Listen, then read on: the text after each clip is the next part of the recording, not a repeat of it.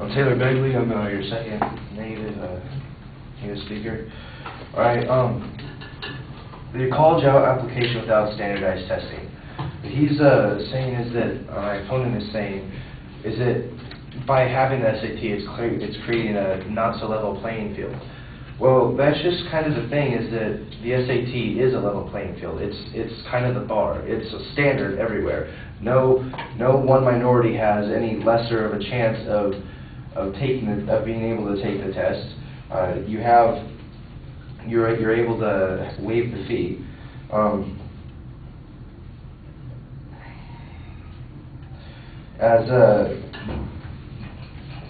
Admin Gandini, a Colombian spectator, says, moving toward an admission process that breaks standardized testing is irrational and dangerous step. Basically, more diversity in the standardized testing sets an unbiased bar. Now, with that standardized testing, like I said, you're giving the same chance to every student. It's the same test everywhere you go. Not one state has an easier test or a higher test, and so that's really what creates the unbiased. If you take out that test, it's making it biased. If tests are easier, or if I would pick the easiest high school I could go to, get the best GPA, and then I can get any college I want. But that's not the case, because the SAT is the same everywhere you go. Another flaw in just having, if you abolish the SAT, you're basically talking just the GPA alone. If a student takes multiple hard courses and achieves a 3.0 GPA in a difficult high school, and another student in let's say an easier high school, one that's not so challenging, and he achieves a 3.0 GPA, colleges see a 3.0 GPA is the same thing. They have no way to evaluate the teachers that the student had or see how difficult the courses they take. There's no, that's basically what's creating the bias, is that not all high schools are the same. You can't compare high school to high school. That would just take too long an application status. When you take the SAT, it's the same everywhere you go. Another flaw in using the GPA alone is, again, Armin Gandini said the SAT helps check rampant grade inflation plaguing high schools. Why should advising officers take the word of a teacher that gave a student an A? How does he know the student deserves an A? If the teacher's just lazy, just doesn't want to grade their homework. For example, in a math class, you could have one teacher may grade the homework, one teacher may grade it on completion.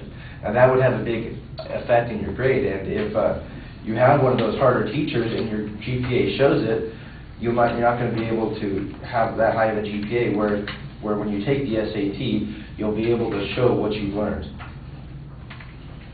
Another problem with abolishing the SAT is it's incredibly difficult to adjust for that grade inflation. Like I was saying, not all high schools are the same. One here and one in Alabama might be completely different. Admission officers would have to distinguish between all the stuff of value and the filler that are in college applications. It's like if you make an application, you have your extracurricular activities, you have all of these different things, you have your GPA, and if you don't have that SAT, there's really nothing to distinguish. If you have 3 extracurricular activities and this other person who may have the same GPA also has 3 extracurricular activities, there's no way to compare that. You can't compare golfing to tennis. You can't, there's no way to do that. Another problem with abolishing the SAT is no measure of aptitude test is perfect. But without the SAT, colleges need to place more emphasis on high school grades, essays, and extracurricular activities. They also have to place more emphasis on interviews. Student grades are subject to the varieties of differences of teacher standards, which rely on different baselines and different expectations. So basically, I'm just kind of going over this again. It's like not all high schools are the same. So the SAT is giving you the level playing field that they're talking about that we don't have. And the SAT is basically it's giving you a chance to prove yourself.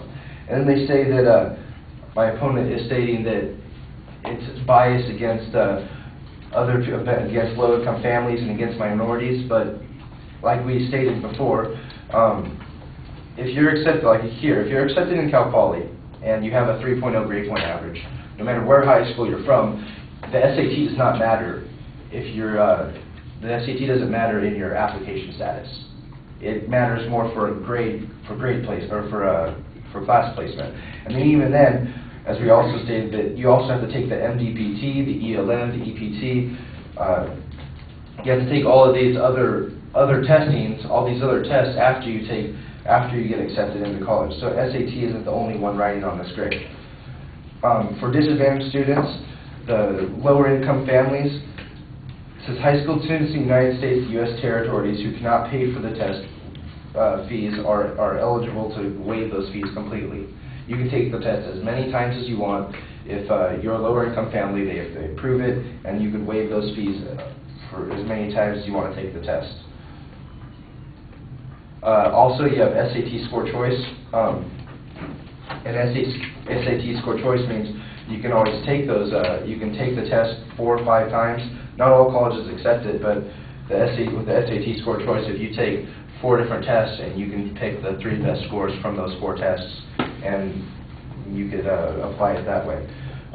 For the College Board, it says the SAT is administered the same way to every student, creating an unbiased test, and you submit your ethnicity on the test, as my friend Ryan here stated. The format for the SAT is 800 possible points for reading, 800 possible points for math, and 800 possible points for writing. And for each of those sections, you get 200 points just for signing your name. So it kind of shows you that these aren't changed no matter where you take it. SAT is the same everywhere you go. And again, for the preparation of the SAT, what my opponent was stating is that you have courses that basically you take those, you pay money, you take those, and your courses, and they are supposed to improve your grade. Well, I've read multiple times that those courses do not always improve your grade, and even the ones that do, that's not the only way to improve your grade. You can go on collegeboard.com, you can take as many practice tests you want. The SAT is right there. You could pull it up online, you could print it out, you can take it, you set your own standards, you can study the questions. Just because there's a class that costs $1,000 to take to improve your score doesn't mean that's the only way to do it. You have many ways of improving your score without just paying money. Thank you.